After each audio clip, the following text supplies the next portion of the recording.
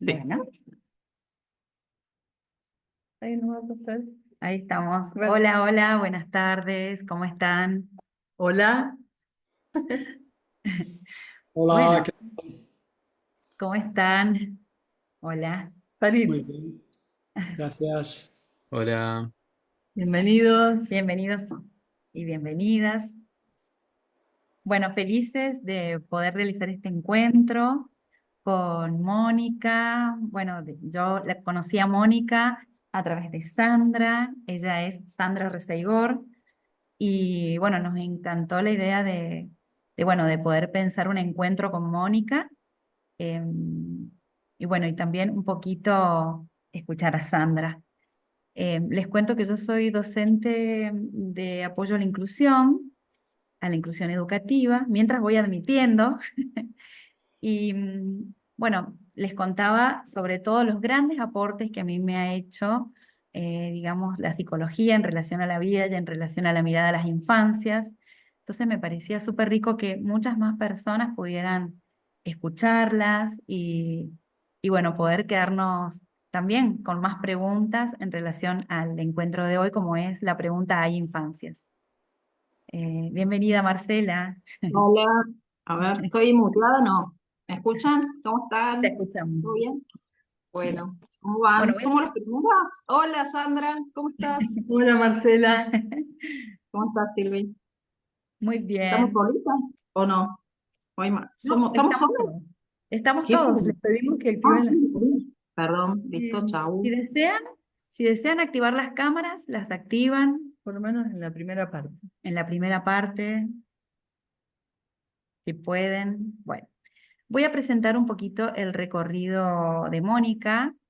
Ella es Mónica Peisajovic, psicóloga, psicoanalista, licenciada en psicología, egresada de la Universidad de Buenos Aires en el año 89, momento desde el cual desempeña su trabajo dedicado a la asistencia, docencia, investigación en problemáticas graves de la primera infancia, la niñez, la adolescencia, los padres, los entornos médicos, educativos y otros. Su labor docente la realiza en Argentina y en distintos países del mundo, así como la presentación de sus libros de carácter internacional. Coordina grupos de estudio e investigación sobre autismo, psicosis y discapacidades de origen orgánico, formación y docencia, a la que se dedica desde el año antes mencionado. Algunos de los cursos y conferencias que ha brindado en la CAM Big Data, con Estel Jalil, Escuela Freudiana de París y otros lugares del mundo. Forma parte de grupos de investigación en la Escuela Freudiana de Buenos Aires, donde ha realizado su formación postacadémica, así como también en el Hospital Italiano de Buenos Aires y ALCE Asociación Lucha contra la Epilepsia, donde ha desarrollado durante años asistencia, docencia e investigación en epilepsia y diagnósticos diferenciales en niños y adolescentes. Dicta cursos nacionales e internacionales sobre abuso sexual infantil, miembro de la Asociación Argentina de Salud Mental e integrante del capítulo Autismo y Psicosis en la Infancia, miembro adherente de APOLA, docente de posgrado de la institución, UYO. Presenta trabajos en distintos congresos internacionales, nacionales, y tiene algunos libros, más acá o más allá de un padre, y algunos trabajos de clínica con niños y adolescentes, de la editorial Vergara, de Buenos Aires, 2011. Otro de sus libros, El paseo en la clínica con niños y algunos trabajos de autismo y psicosis. Otro de sus libros, Intervenciones en lo real en la clínica con niños graves. Coautoría de libros en los congresos, Colegio de Psicólogos de Quilmes y de Caseros de México, etc. Bueno, un currículum tremendo, Mónica. Muy largo y hermoso currículum y es abreviado. Pero bueno, queríamos un poquito que conocieran, esperen que admita, el recorrido de Mónica. Bueno, voy a contar también un poquito, me parecía muy hermoso que pudiéramos escuchar también a Sandra. Ella es de nuestra ciudad, de San Rafael, Mendoza, y bueno, porque por ahí está bueno tener referentes, personas a quien podamos consultar, y bueno, ellas van a quedar a disposición también después del encuentro para seguir, ¿no? Pensando en un próximo encuentro y en los intereses y deseos bueno, que tenemos. Eh, Sandra es licenciada en Psicología en la Universidad de Córdoba, técnica superior en Estadística de Ciencias Sociales, se ha desarrollado en el ámbito de educación, donde acompañó a equipos de formadores en escuelas urbano-periféricas, formadora de profesores en educación de adultos desde la Municipalidad de San Rafael, ha realizado talleres de reflexión en CEP, JACENS, del Penal de San Rafael Mendoza, miembro de los servicios de los SOES de secundaria, en el equipo de gestión y profesora también de nivel secundario, diplomada en discapacidad e inclusión, participó en la Ley de Niñez y Adolescencia en Mendoza y desde PROAME trabajó en la atención de niños y adolescentes en riesgo. Bueno, muchísimas gracias de poder escucharlas. Sandra nos va a hacer una pequeña introducción para después escuchar a Mónica. Muchas gracias por estar. Bueno, gracias Silvi por la presentación. Gracias también a Mónica. Yo a Mónica la conocí en el contexto de formarnos o continuar formándonos en discapacidad y fue un espacio de mucha riqueza, muy nutricio, como ayer les señalaba. Quiero saludar a cada uno de los presentes, a los conocidos, a los no conocidos, darles la bienvenida y se salió la cámara. Se salió la cámara, ¿sí?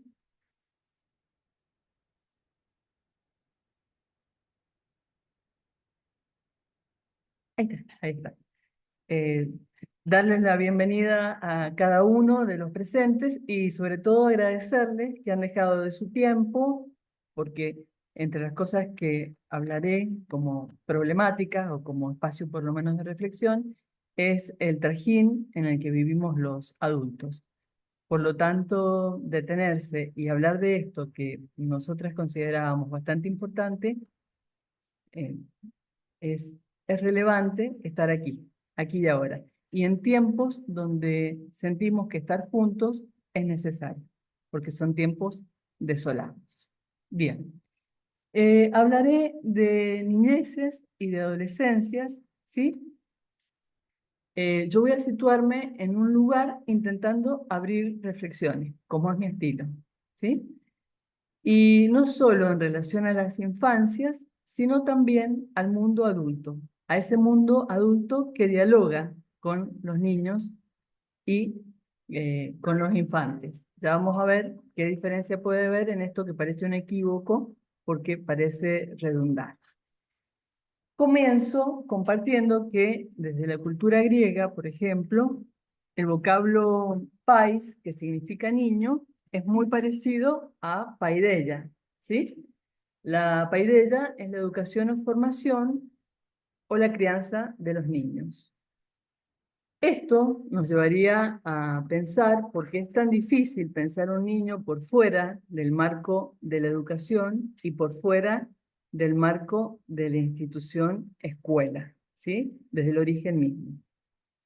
Allí, Platón va a decir que la infancia es casi como una borrachera, que debe ser gentilmente conducida. También decir que desde allí, que la palabra pais, que designa niño, es parecida a ciudadanía y no es casual. ¿Por qué? Porque los griegos ponían el foco en los niños porque eran los futuros ciudadanos. Ponían el foco allí porque una vez que llegaban adolescentes eran como ingobernables, ellos mismos lo van a decir, son rebeldes, muchos habrán escuchado cuando describen los adolescentes y parece una descripción del tiempo actual.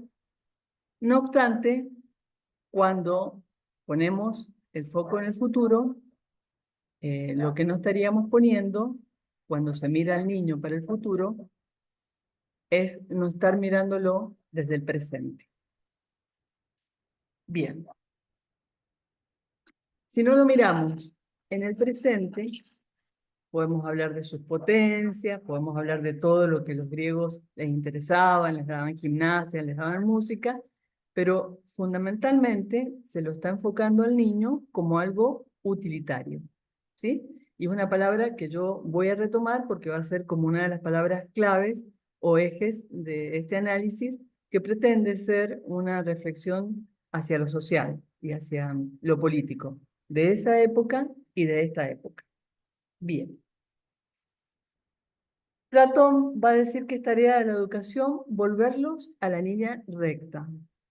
Cuando dice esto, deja a los niños, de alguna manera, del lado del mal y a la educación del lado del bien.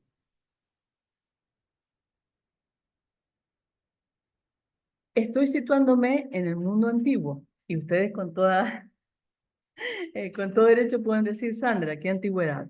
Pero lo hago porque los orígenes tienen mucho peso en, en todo, ¿sí? En el mandato fundacional. Y también lo hago porque me parece que aunque sea del mundo antiguo, no está tan desactualizado con algunos semblantes de esta época. En todo caso, va a ser para poder conversarlo en el momento que corresponda, ¿sí? Bien, en el mundo de los griegos, y rápidamente, se decía que las musas inspiraban el currículum. Yo no sé si es mejor o peor que las musas inspiran el currículum, si los especialistas o las musas, pero había todo un currículum y ya en aquella época había una decisión sobre qué textos debían leer los niños y qué textos no eran recomendables. No eran recomendables conforme a ese ciudadano que se pretendía eh, educar y formar, ¿sí? Al niño, en ese tiempo, se lo definía más por su incapacidad, porque es evidente que se lo definía desde la óptica del adulto, ¿sí? Se los define así en la Grecia antigua.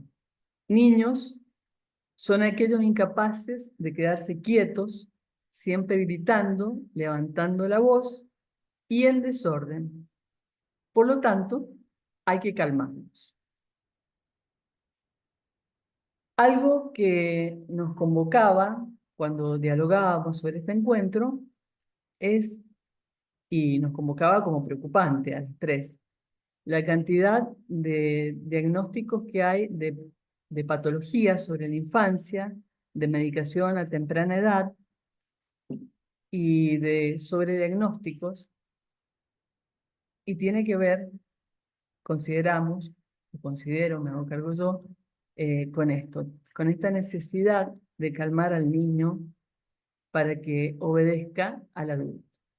Calmar al niño para escuchar la voz del adulto. He tomado mucho yo la línea de Scliar desde que me formé en discapacidad. Me parece alguien maravilloso en sus desarrollos y sobre todo con gran posibilidad de ir al pensamiento filosófico que siempre aporta y siempre abre interrogantes.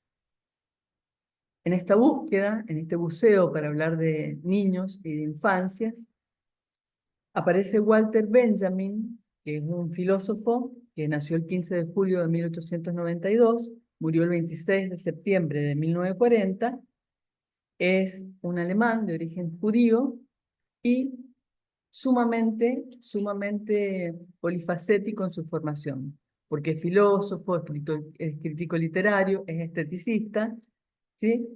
Y una de sus obras más conocidas es la obra de arte en la época de su reproductibilidad técnica, que la hace en 1936. ¿Por qué señalo esto? Porque es pertinente. Este filósofo, ya en esa época, estaba preocupado de las copias de arte originales. Él decía que había que ir a los museos a ver la obra de arte original porque tiene un aura, ¿sí? Invitaba a la gente a ver lo original, la creación, no la copia. Creo que estaba preocupado por el trabajo en serie y por la imitación de la creación. Y yo me preguntaba, cuando escribía esto, cuán preocupado iba a estar en la época que nos ocurre, que es de estos robots a gusto y gana, y esta época de la clonación y esta época de la seriación excesiva, ¿sí? Bien. Walter Benjamin va a decir algo bastante interesante, ¿sí? Él va a decir que el niño se opone a la línea progresiva de la historia, porque el tiempo del niño es el durante, no es el antes ni el después, es el durante.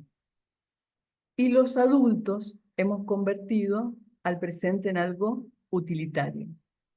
Vuelve a aparecer esta palabra que yo les había anticipado que iba a formar parte del análisis que propongo.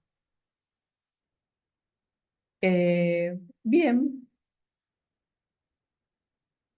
el cronos es para él el tiempo largo, el tiempo que apunta al futuro o el trampolín al futuro. El cronos es lo cronológico. Ninguno está exceptuado o por fuera del cronos, porque no somos dioses. Tenemos un inicio, tenemos un desarrollo y tenemos un fin. Eso lo vamos a retomar. Pero me parecía interesante que este autor dice que los niños se ubican en el aión. El aión es el tiempo de la intensidad, es el tiempo de lo hondo. El tiempo del niño es el tiempo del aión. ¿Sí? En este momento queríamos compartirles un TikTok que ha resultado bastante viral y lo que podemos decir es que a ninguno que lo haya visto le ha resultado indiferente. Ustedes lo ven y después va a haber tiempo de comentarlo.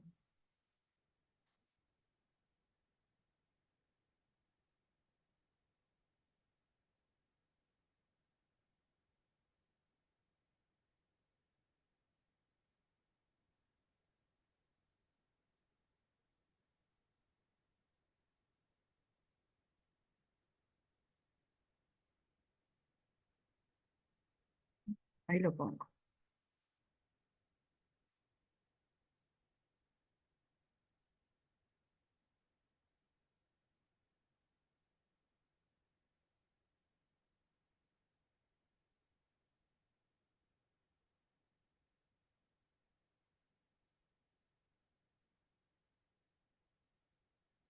Gracias. Sí. Saber, papá lo despierta y él mismo empieza a recoger sus cobijas y a cambiarse la ropa. No espera que el papá o la mamá lo vistan, tan pequeño. Ahí tienes tu pañal ya lleno de toda la noche. Y él mismo le quiera tirarlo. O sea, impresionante. Ya va, se cepilla los dientes. Ya sabemos que allá en China son mucho más estrictos y desde pequeño pues los enseñan a ser muy independientes. Lava los dientes, la cara, totalmente listo. Esa es su rutina de todas las mañanas. Qué hermoso, la verdad. O sea, aquí en Latinoamérica, a esa edad, le hacen todo, ¿no? Ella se sienta, empieza a comer. Le dejan sus platos servidos, simplemente va, le dan su plato. Y aquí hay niños de 10 años que tú los ves, les tienen que dar todo en la boca, si no, no. Miren, son como una especie de dumpling, si no estoy mal. Miren, terminó de comer. Dice, papá, terminé. Impresionante. Ahí le dice su papá, es hora de comer, ya el almuerzo. Pero miren, él no deja ahí sus juguetes, él tiene que recogerlos. O sea, él sabe que es su deber. Un montón. Es increíble, la verdad. No debería ser increíble. Pero miren, deja todo limpio y se va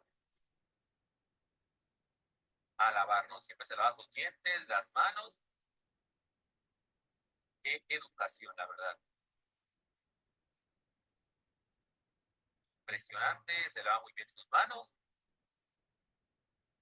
Y él sabe que siempre tiene que seguir esa rutina. No necesitan mandarlo, decirle. Va a recoger su plato. No le llevan el plato a la mesa.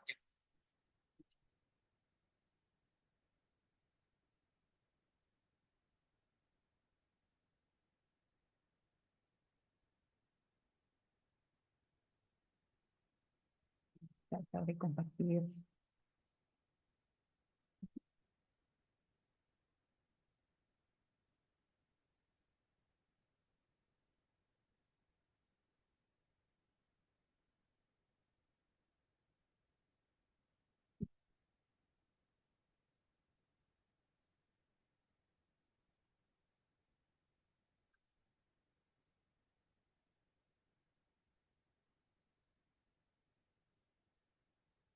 Ay, que anda, ahí está. Ahí estás. Ahora sí. Bien. Bueno, lo cortamos para que no fuera tan extenso. Acá escuchaba a Silvina que decía, come solo, qué horror, van a salir comentarios, seguramente. Y el que Pero el comentarista dice, qué hermoso, aquí los niños latinoamericanos no se hacen nada solo, repito. Y lo más, o sea, lo que a mí más me escandalizaba es que los comentarios que vienen en relación a ese TikTok lo ven todo como fabuloso. No me voy a detener en el análisis ya, va a haber posibilidad de que lo comentemos, ¿sí? Pero yo personalmente, y siguiendo esta línea que venía trabajando, es qué tiempo le estamos dando de la IOM a esa criatura y o a tantas criaturas, ¿sí? Sin cometer esto de juzgar otra cultura con liviandad, pero lo que es evidente que hay es una apología de la... Ellos dicen, por lo menos en la presentación, de la independencia de ese niño, ¿sí? Eh, entonces, más tiempos de independencia, mientras mejor se consigan, menos tiempo del adulto, por lo menos. Entonces, mi pregunta sería, en este tiempo, de sociedades robotizadas, de sociedades que andan a mil, de sociedades hamsterizadas por hámster, ¿qué tiempo o qué posibilidades de tiempo se le están brindando al niño para evitar el IOM al que tiene derecho y al que pertenece? Eso es una pregunta que yo comparto con todos los aquí presentes. Bien, y también, ¿en qué lugar nos ubicamos las madres, los padres, los abuelos? Una pregunta más profunda, como estila sermónica. ¿Hay abuelos? ¿Hay abuelos? ¿Sí? Los maestros, los terapeutas, los funcionarios, los animadores de fiestas infantiles, ¿sí? Y los creadores de juegos y de juguetes, porque también nos hemos permitido hacer un recorrido no exhaustivo, pero evaluar algunos juguetes que vienen ahora para niños como muy novedosos y que también obtienen todos los aplausos. Bien, continúo. Continúo con Scliar, que es un enamorado de los filósofos. Él cita a un filósofo alemán que es Peter Sloterdijk. Perdónenme si no digo absolutamente como la fonética alemana, ¿sí? Este filósofo alemán, que ha nacido en 1947, se nutre de la fenomenología y del poshumanismo, y va a hacer una afirmación muy fuerte, Peter Slaughter. Dice que la paideia es conducir la infancia al mundo desdichado del adulto. Ahí yo lo veo a mi sobrino, no sé si lo estoy aburriendo, o si le parece interesante, él es que es muy crítico, es una afirmación muy fuerte decir que la paideia, la educación, es conducir los niños, yo agruparía también los adolescentes, al mundo desdichado de los adultos. Y justamente por provocativa es interesante, porque todo lo que provoca genera pensamiento, ¿verdad? Bien, algo lo exploré yo a este autor y hay una frase que le escogí porque me pareció muy nutriente, ¿sí? Dice que hay que prescindir de una vez de la dicotomía entre el sujeto y el objeto, porque los hombres necesitan relacionarse entre ellos, pero también con las máquinas, los animales, las plantas, y deben aprender a tener una relación polivalente con el entorno. Yo le elegí, algunos de los que me conocen aquí saben que trabajo mucho por el medio ambiente y creo decididamente que esto es muy lúcido de parte de este filósofo y que tenemos que procurar una relación más armónica con todo nuestro entorno, ¿sí? Porque eh, es una falacia creer que las personas somos tan poderosas y tan dueñas del mundo. Bueno, este autor va a decir eso, de que nosotros los conducimos a los niños al mundo desdichado del adulto. Es el mundo desdichado del adulto el que educa a la infancia. Y él hace especial énfasis en que en las grandes ciudades se hace más evidente. También hemos estado charlando de esto, de lo rápido que son los tiempos en las grandes ciudades, pero también lo han empezado a hacer aún en las pequeñas ciudades o pueblos como es el nuestro. Aquí yo me voy a permitir compartirles dos escenas en relación a esto del adulto desdichado o el adulto en determinadas posiciones, que son del libro El tren de los adolescentes de Rebecca Hiller y de Guillermina Díaz. Hay un capítulo destinado a la violencia en la escuela donde van a analizar la posición que toman los adultos en el aula. Se volvió a tapar la cámara, vamos a activarla. Bien. Una escena, que voy a intentar ser rápida, la titulan las autoras como, gracias Silvi, que el amor propio herido lastima al prójimo. Brevemente, es una profesora de escuela secundaria que le cuenta las penas de que está separada, de que no le alcanza el sueldo, no sé si le suena a alguno de los docentes acá presentes, de que no sabe cómo llegar, y bueno, y desdicha tras desdicha tras desdicha. ¿Qué consigue? El curso se le desordena, no le cumplen las tareas, le faltan el respeto, le tiran tizas, la insultan. Bien. El análisis que van a hacer las autoras es el siguiente, que la actitud del personaje buenudo es recibida por los alumnos con desprecio, porque no encuentran con quién confrontarse, lo que es vital para el adolescente, ¿sí? François Dolto dice que el padre-madre pasa a ser un gran frontón para el adolescente porque necesitan valga el fallido, un adulto que tenga consistencia para poder probarse, para poder confrontar. En esta posición de maestro, los chicos, los adolescentes quedan abandonados a las exigencias del desasosiego que caracteriza esta edad.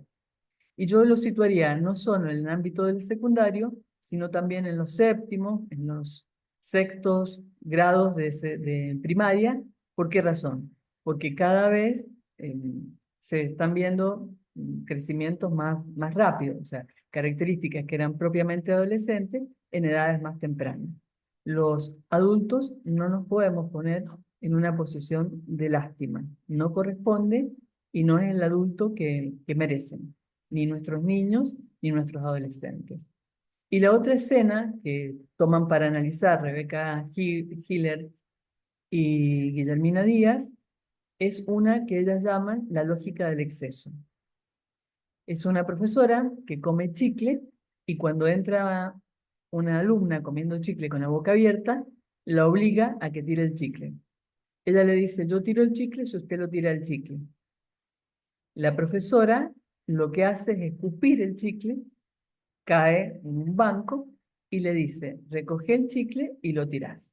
La escena termina terrible porque la chica escupe el banco de la profesora, le insulta y todo se soluciona por el lado más débil, como sabemos, más allá de que una escuela intenta ser democrática, la terminan en ese momento expulsando. Ahora no se puede expulsar, pero en definitiva hay modos como más estéticos de expulsar.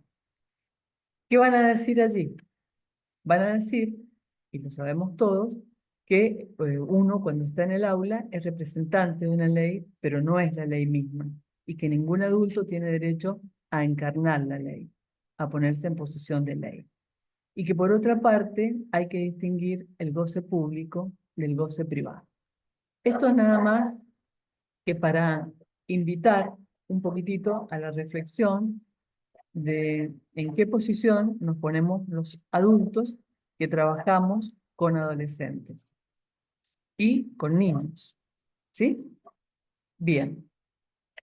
Esa afirmación, que parecería apocalíptica, de que los adultos transmitimos la desdicha, que también está en la canción de Serrat, con la que iniciamos expresada, tiene una posibilidad para la reflexión y desde luego tiene una posibilidad para la rectificación, que es el propósito de este encuentro, porque no es quedarnos en la desdicha, sino ver qué es posible y qué se puede mejorar. Scliar va a decir que en educación, mientras menos aparezca el yo del educador, es mejor. ¿Qué significa eso? ¿Significa dejarlos abandonados? De ninguna manera. Disculpen un segundito. Lauri, por favor. Son mis perros. Procuré sacar el gato, Mónica, pero los imponderables de los perros. Bien, retomo. Mientras menos aparezca, esto me parece importante y por eso voy a hacer énfasis. Mientras menos aparezca el yo del educador, mejor será el proceso educativo. No significa abandonar a los chicos de ninguna manera, no significa no tener experticia, al contrario, es una invitación a que haya dominio de los saberes, ¿sí? Pero si tomamos, por ejemplo, a Vygotsky, que es ese ruso al que tanto admiramos porque tuvo una corta vida, pero fue muy prolífica toda su obra, dice que el adulto y o el par debe situarse en la zona de desarrollo próximo. ¿Cuál es la zona de desarrollo próximo del alumno, del niño que está aprendiendo? Es aquella zona potencial donde, mediado por un otro, llámese el maestro, llámese un compañero más experto en eso que está aprendiendo, va a lograr esas habilidades y esas destrezas de las que se trata. Pero fundamentalmente lo que yo en esto quiero hacer énfasis es en que es un proceso intersubjetivo. Y eso es lo que le da la riqueza. ¿Sí? No me extendería más, me gusta un montón Vygotsky, pero que todo ese proceso educativo ocurre en un entrelazamiento con el otro. Bien, en educación, entonces, deberíamos ser capaces de estar del lado de la vida, para no caer en estos clichés de los adultos desdichados. Y cuando decíamos esto, decíamos, ¿qué es afirmar la vida? Desde luego que no es un vitalismo tonto, ¿sí? No quiero ofender a ningún coaching, ¿sí? Uno debe respetar todos los oficios, pero no es un vitalismo de pum para arriba, yo soy, yo puedo, o sea, por favor, tómese con respeto, pero también con la seriedad de una reflexión. No es un vitalismo así, no es una alegría maníaca de que haya que negar lo que merece reflexión o duelo o lo que falta, ¿sí? Pero yo reflexionaba que por lo menos no sea ese traspaso de las desdichas y de las frustraciones de cada educador, y que no sea una pura repetición de saberes, como tantas veces lo he visto, que son irrelevantes tanto para el niño como para la vida misma. Porque esto se nota en el aula y, y los niños lo notan, ¿sí? Entonces, sin caer en recetas, porque las recetas no existen, y mucho menos las recetas infalibles, ¿qué debería hacer un maestro con un niño? Y muchos que trabajan en infancias nos dicen que saber oír, ¿sí? Saber oír. Y saber oír implica no ir desde un tecnicismo, no ir desde el objeto de estudio, ¿sí? No oírlo desde que soy psicóloga, desde que soy ortopedagoga, o sea, oír al niño. no es menor, ¿sí? No es menor, porque hay que escuchar las voces de los niños y hay que dar lugar a la subjetividad. Por lo tanto, el acto de educar no es nada sencillo. No en vano, Freud lo incluía dentro de las profesiones imposibles, ¿no? Porque el acto de educar no es nada sencillo. Saber oír. En el saber oír, yo me quería, o me permito compartirles una experiencia. Debería, seguro que no es única, hay un montón de adultos en posición de hacer esto, pero por cercana, por conocerla muy de cerca, es que la puedo transmitir con más vivacidad, ¿sí? En un primer año de una escuela secundaria en la que estoy. Perdón, Moni, te quedan 3 minutos. A cortarlo así. No, bien, pero no voy a alcanzar en los 3 minutos. Bueno, voy a tratar de ser rápida porque me están quedando pocos minutos. Pero básicamente esto es una experiencia donde en primer año de una escuela secundaria, a través del libro de Liliana Bodoc, El rastro de la canela, una profesora de historia, una profesora de lengua y una profesora de geografía articularon, ¿sí? Eh, Cumplían con algo transversal que era la fluidez lectora y la comprensión lectora. Leían El rastro de la canela, hacían media hora por módulo cada una. Lo dejaban asentado en el libro de temas, diciendo la página a la que habían llegado. Y, así, brevemente, la profesora de historia veía lo político y veía lo social veía que habían blancos, que habían negros, que habían mulatos, ¿sí? Y las características de cada grupo. En lo político, la proximidad de la Revolución de Mayo y las costumbres, o sea, acercando la historia, pero desde un lugar más cotidiano. ¿Por qué? Porque esa novela tiene la cocina como central y también algo que a todo adolescente le gusta, que son los amores prohibidos. Hay un amor entre una blanca y un mulato. Entonces yo realmente los veía leer con un gusto que era increíble y desde geografía habían articulado el mapa del virreinato, las capitanías generales, la transformación del mapa. Bueno, eso no los voy a aburrir con esos saberes que iban, pero iban tomando un sentido significativo, que es lo que intento transmitir y ojalá que puedas llegar de esta manera, ¿sí? Eso como de las tantas experiencias donde no son o serán innovadoras, pero es respetar la subjetividad y la posibilidad. Y terminaban con producciones artísticas. ¿Por qué? Porque la profe de geografía es maestra de manualidades, lo cual no es menor, porque el arte nos da la posibilidad de crear. Entonces los biomas los hacían a través de producciones de mate, donde a cada uno le tocaba una región y la tematizaban, o hacían almohadones y los tematizaban. Bien, voy cerrando eso, pero este comentario fue para, para dar fuerza a esta idea de escuchar las voces de los niños en el aula y escuchar las voces de los adolescentes. En el secundario se ve menos y ya vamos a tener también las voces de los docentes de primaria, a ver cuánto se ve la invención. Bien, maestros del lado de la vida, y me acelero, ¿sí? Eh, que entiendan la humanidad que hay en el acto de educar, ¿sí?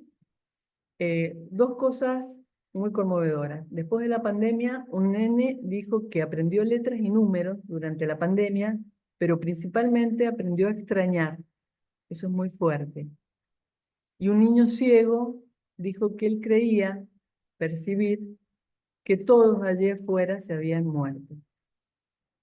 La pandemia creo que nos permitió ver eh, la fuerza que hay en el lazo social y lo que implica su ausencia, entre otras cosas.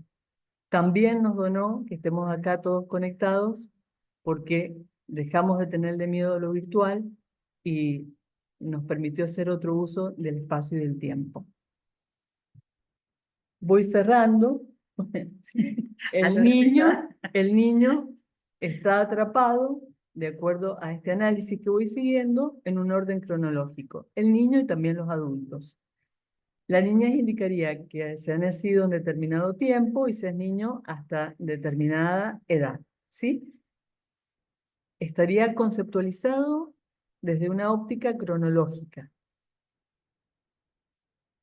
Y yo quiero agregar, porque es mi compromiso social, que también está atrapado en condiciones materiales, de clase social, de países. Por eso yo hablé de niñeces, porque no es lo mismo una niñez a otra en un espacio desde San Rafael, en Argentina y en el mundo. Sin embargo, la infancia, y por eso es que no era un equívoco, la infancia da más cuenta de una particular experiencia en el tiempo por su intensidad y por el instante. Escuchar a las infancias no es desde el enfoque técnico, tal como lo señalaba. Sostener la invención para escuchar las infancias. Entender que el niño piensa también con el cuerpo, con su percepción. Sostener la creación. Sostener su lenguaje metafórico. Hay algo que a mí me parece muy lúcido. Y es que el idioma que tiene el niño antes de entrar a la escuela es un idioma ventral, es un idioma que viene desde casa, es un idioma materno, es un lenguaje materno. Y cuando entra a la escuela, el lenguaje va a ser un lenguaje sujeto a patrones, ¿sí? Al patrón más bien paterno. Y esto no es que sea malo, esto es algo que hay que tener en cuenta, ¿sí? Porque también lo que hay que tener en cuenta es que no siempre los niños hablan para ser comprendidos, ¿sí?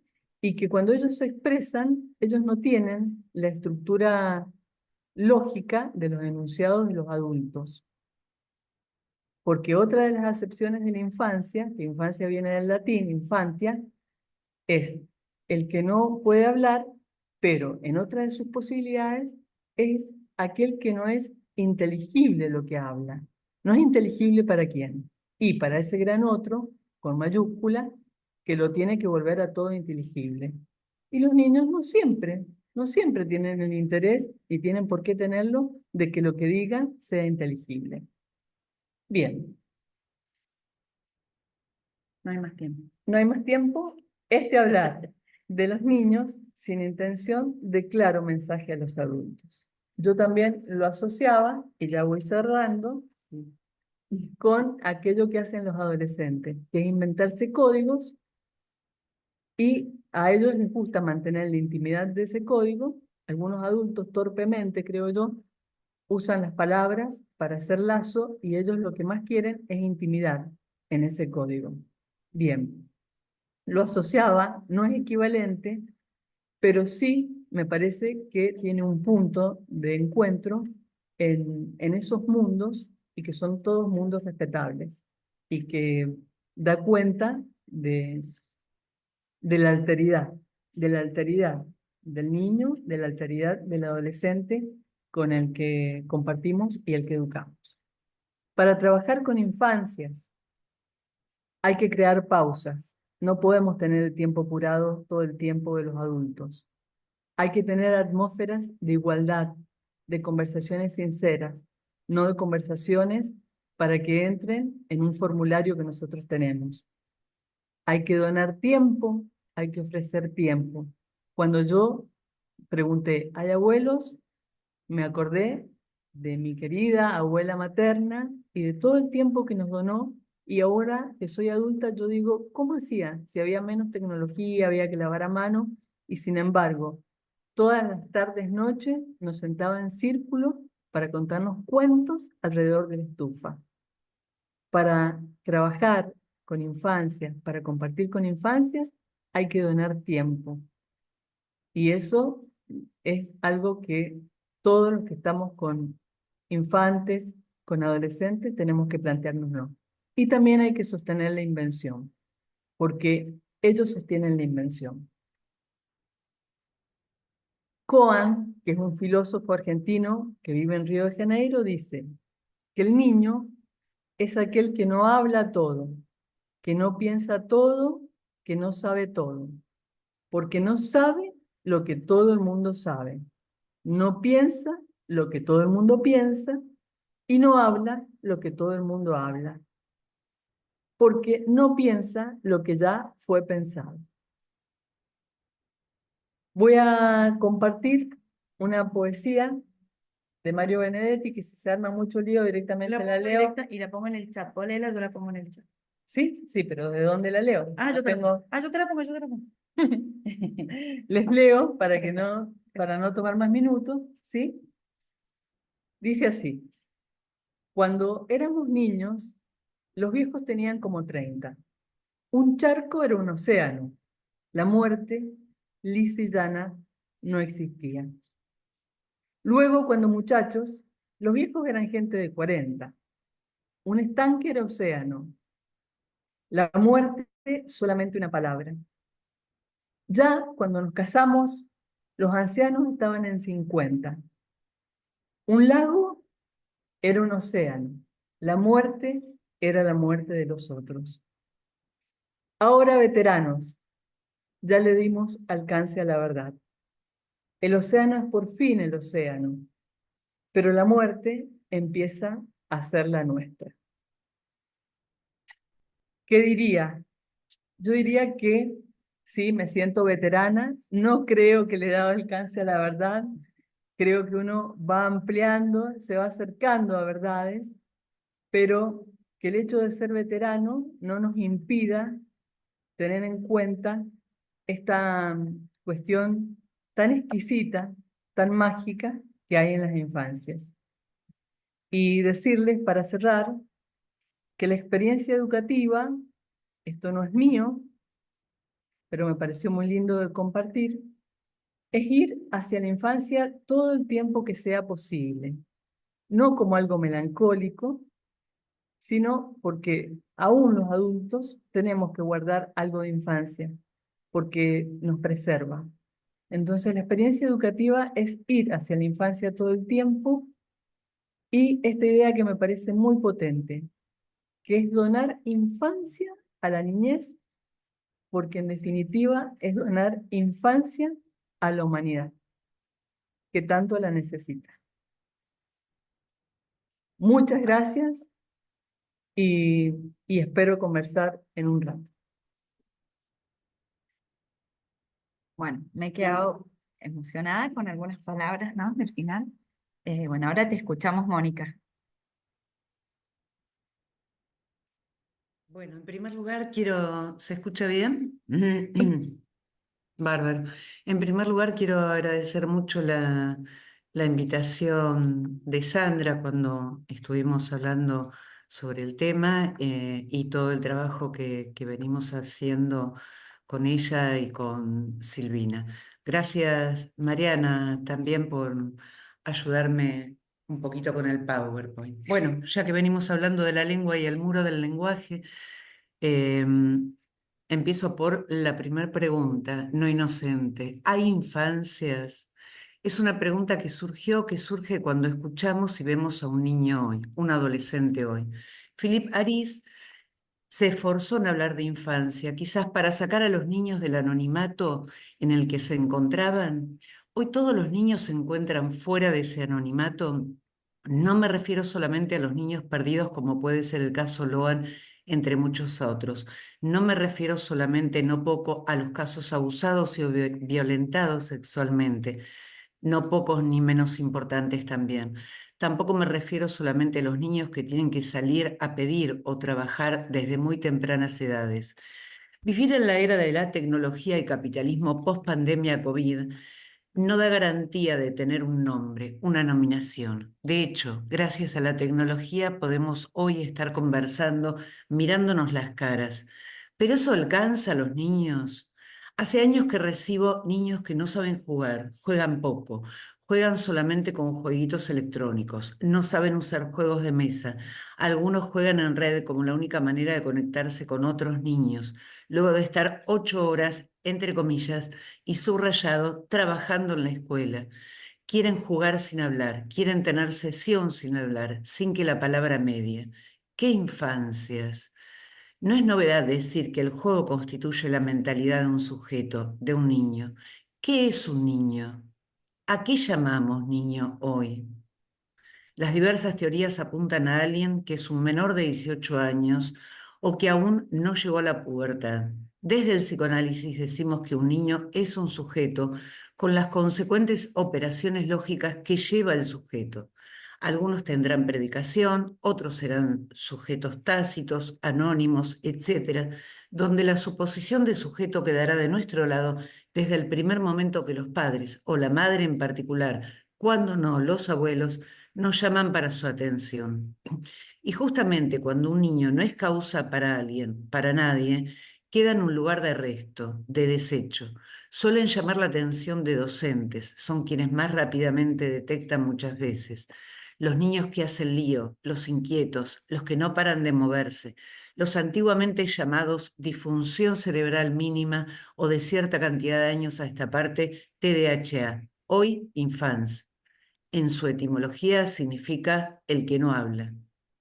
No solo los niños se muestran desinteresados en clase por las tareas y explicaciones de los docentes, también los adolescentes. Hay alumnos universitarios que dicen que sus clases son aburridas, cuyos contenidos repetitivos ellos ya las conocen hace mucho tiempo.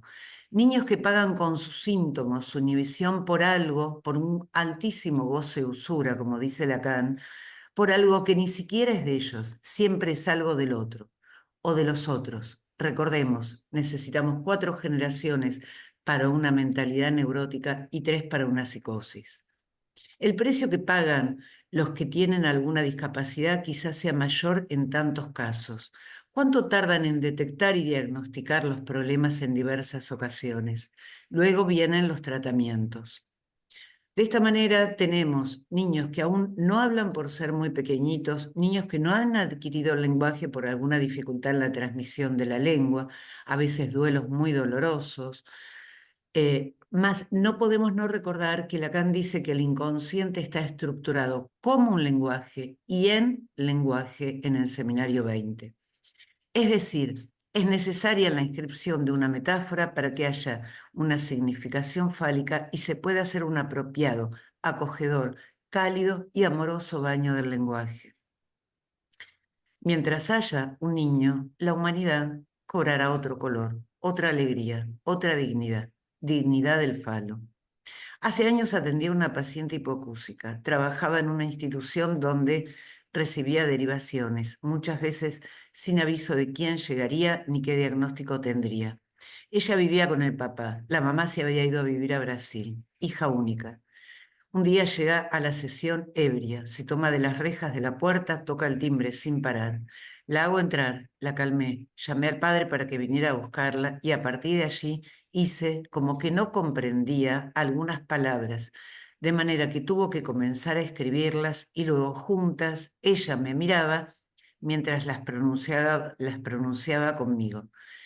Esta joven de la que les hablo comenzó a hablar con mucha más claridad a pesar de seguir con su hipoacusia. Íbamos juntas a la par, compartiendo significantes.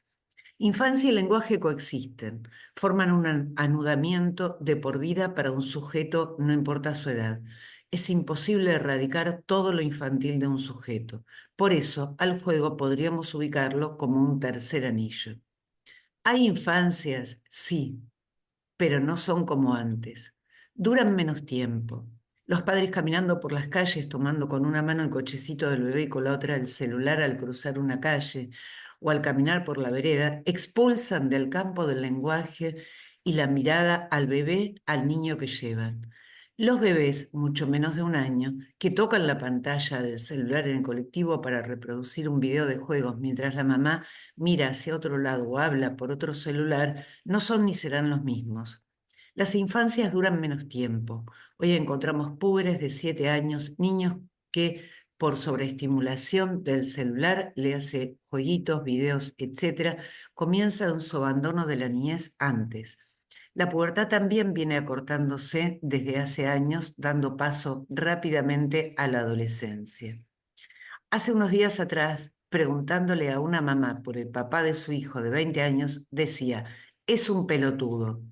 Hoy, en ese caso, vamos caso por caso, singularidad por singularidad, son respuestas que expulsan al padre de la metáfora, dando lugar a, por ejemplo, en ese caso, la droga y sus consecuencias. El adolescente no trabajaba ni estudiaba, consumía marihuana y quería hacerlo muchas veces al día, detallando que quería levantarse y fumar, tomar el café y fumar.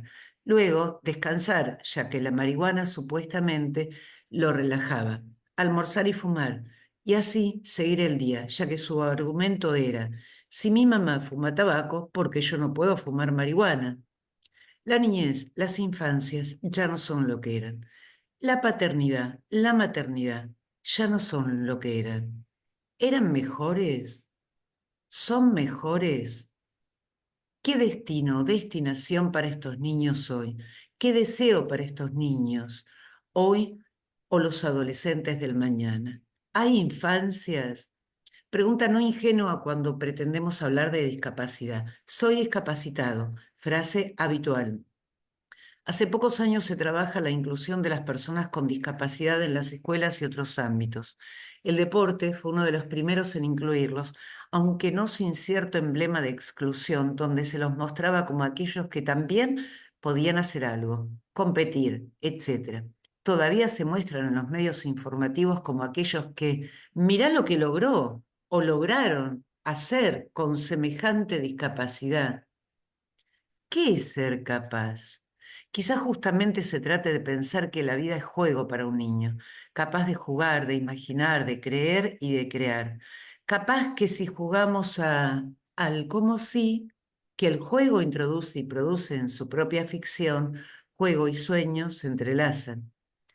Juego, lenguaje, sueño, juguetes forman una mentalidad en camino a una neurosis o un nudo borromeo, como en Toy Story, donde los juguetes hablan, el personaje les da vida, los juegos dan vida al niño. Propongo pensar ese ser capaz como algo ligado al fantasma, a la constitución del sujeto niño o infancia, como aquello que, por ejemplo, en el caso del Forda, ayuda a crear la pantalla del goce parental o de la madre en particular. Por supuesto que no será la única pantalla ni el único juego o recurso a poner un palo en las fauces del cocodrilo. La depresión, el insomnio y otros problemas graves están aceleradamente tomando la mentalidad de muchos niños y adolescentes, cuando no de adultos. La depresión como falta del deseo, la medicación como la solución mágica o rápida hace ritmo con la época, o como decía una paciente frente a su falta de deseo generalizado, luego de 2 meses de haber tenido a su bebé, solo me interesa mi bebé y comprarle cosas a ella. Es un peligro, estoy comprando muchas cosas. La aceleración no hace causa. La falta de freno, el desborde pulsional que ha quedado luego del encierro de la pandemia, se unen dando por resultado, en muchos casos, la consulta de uno a otro profesional. ¿Qué proyectos, qué objetivos? ¿Cómo se ven de acá a 5 o 10 años los niños y adolescentes hoy? Muchos no solo no saben, sino que se ha venido dando el año sabático, que se convierte en un tiempo sin tiempo de definición, sin tiempo de deseo de pensar algo para su futuro, para su vida. Es en la antigüedad que los campesinos hebreos dedicaban el 7º año de una cosecha al ocio y el descanso, tras 6 años consecutivos de trabajo. Sabático proviene de la religión, entonces, término no despreciable, porque cada uno puede tener su fe y llevarla adelante sin obligatoriamente interrumpir su vida. ¿O es que ese año sabático viene a poner un tiempo sin tiempo, un paréntesis a lo que nunca tuvo? ¿Podríamos pensarlo como una forma de escribir lo que no tuvo escritura originariamente? Entonces no se trata del acontecimiento, sino de la búsqueda de placer inmediato. Es la inmediatez la que cobra lugar, cuando no, la urgencia. De esto habría que pensar en relación a la violencia, que tampoco acepta tiempos de espera y que tanto se escucha en nuestros días, cuando no, mucha agresividad. Hay lectura, No hay lectura sin diferencia, como no hay lectura sin escritura. En el análisis con niños jugamos sentados en el piso con ellos.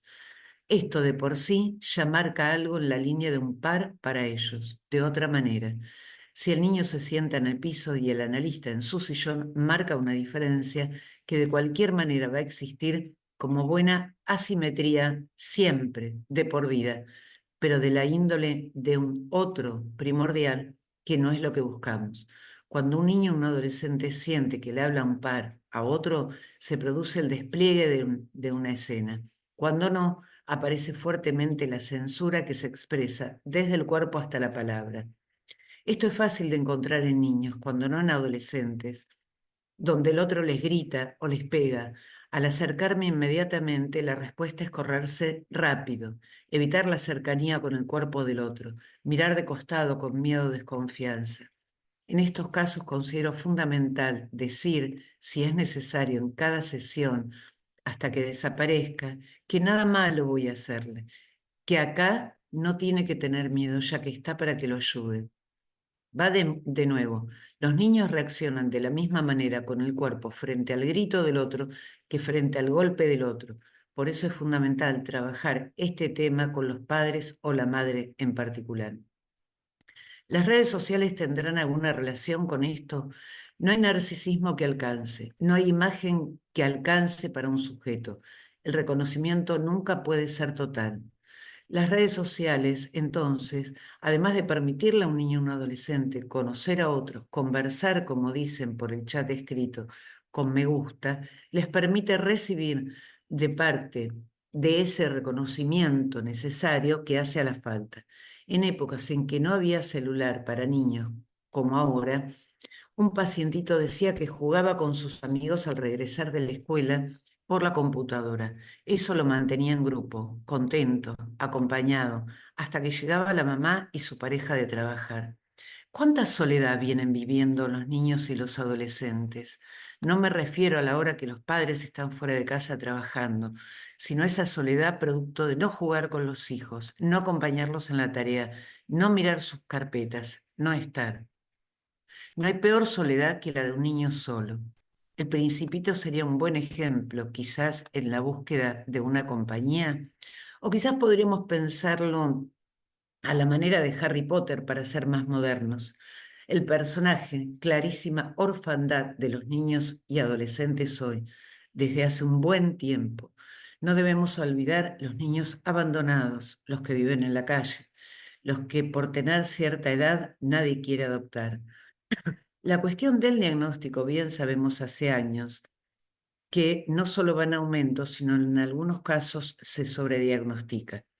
Quizás en algún punto tengan razón que algunos niños tienen un exceso de movimiento, quizás no.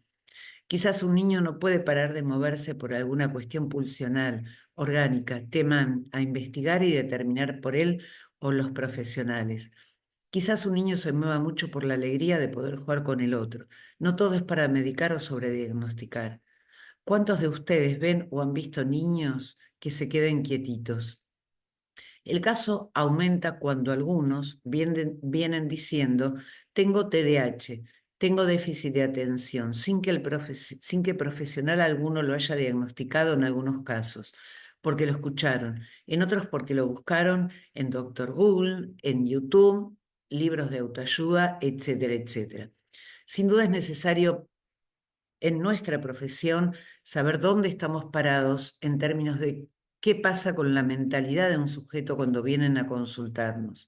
Mucho más en algún punto cuando se trata de sujetos, niños, adolescentes, comienzo de la vida, comienzo de la constitución psíquica, que tiene consecuencias diferentes en la mentalidad o aparato psíquico de esa persona y su entorno familiar.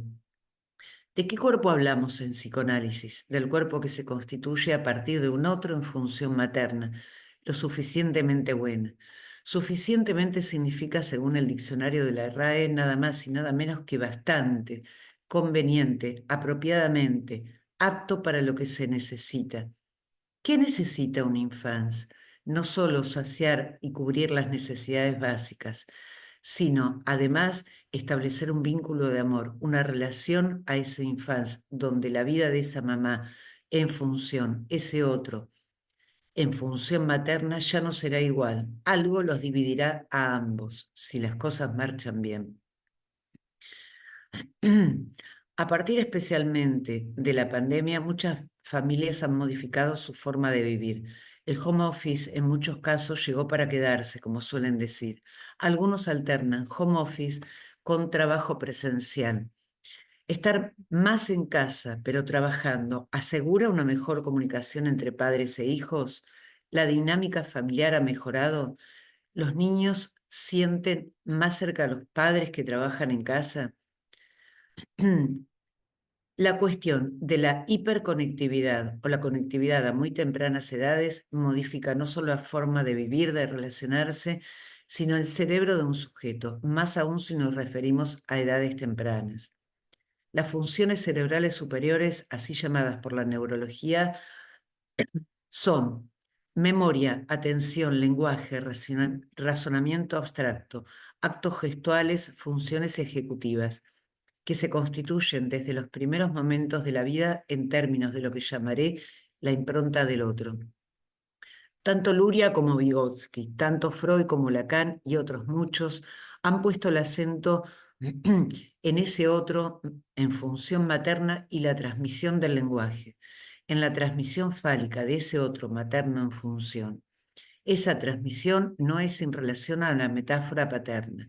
Es la madre quien da o no da acceso a la función paterna. Es la madre quien hace valer o no hace valer la presencia, la palabra del padre en función también. Hablamos de funciones y esto hasta tal punto que cuántas veces nos consultan por un niño donde la función paterna funciona poco o no funciona y dicha instalación o inscripción la tenemos que realizar nosotros. Recordemos que el lóbulo frontal se termina de desarrollar en la adolescencia. Segunda vuelta pulsional como constitución de un aparato psíquico, que también se realiza al mismo tiempo. Teníamos entonces la generación millennials. Luego las centennials. Ahora habemos generación alfa. Son niños que tienen 14 años aproximadamente hoy, que prefieren preguntarle a Alexia o a Siri antes que a sus padres. ¿Qué lugar para esos padres hoy? ¿Qué lugar para esos niños hoy? Los niños, según una investigación realizada, saben manejar o usar una tablet perfectamente a partir de los 4 años. Manejan perfectamente WhatsApp y lo usan. Esto produciría modificaciones en el aparato psíquico y no solo en el cerebro y sistema nervioso en particular. La declinación de la función paterna no es algo nuevo. Lo venimos trabajando y hablando hace muchos años atrás. ¿Cómo queda o quedará el lugar de cada uno de los padres en la mentalidad de un sujeto cuyo saber se le otorga a un aparato dispositivo tecnológico? Los padres vienen cediendo su lugar, dejando avanzar a la tecnología. ¿Qué consecuencias para esos niños, adolescentes, futuros adultos?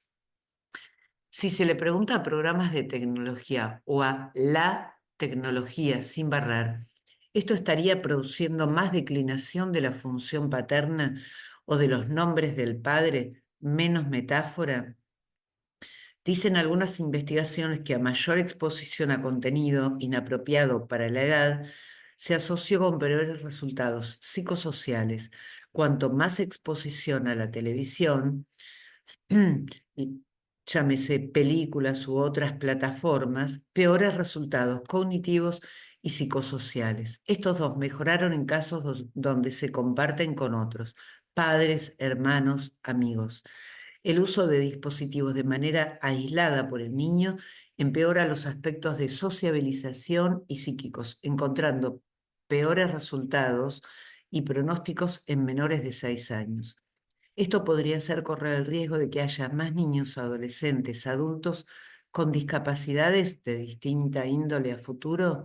¿Es lo mismo la huella que deja la interacción de un bebé, un niño, un adolescente con otros sujetos humanos que la que deja un dispositivo electrónico? ¿Cuál sería la huella que deja este o que viene dejando? Muchos pacientes donde he podido comprobar el efecto del uso desmedido o prolongado de la terminología terminó produciendo aburrimiento, ansiedad, aislamiento, falta de diálogo, falta de palabra para relacionar con otros, diversas formas de inhibición. Voy a hablarles muy brevemente de un niño que atendí hasta hace poco tiempo, de 10 años, que ya había estado en tratamiento hacía aproximadamente un año y pico atrás, donde los padres me piden que lo vea, y él quería venir a jugar, pero sin hablar. Si bien el juego dice mucho de un sujeto niño, entendía que la pubertad, entrando en la adolescencia, hijo mellizo de los padres, esto no podía dejarlo pasar.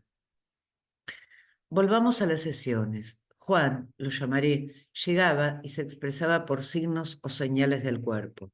Si bien alguno, por ejemplo, era como un movimiento de la cabeza o de la mano, bien sabemos las consecuencias cuando la palabra falta, cuando un niño hace pasar la forma de expresarse por el cuerpo. Si no hay palabra, ¿qué hay en su lugar además de vacío y ausencia de su propia voz?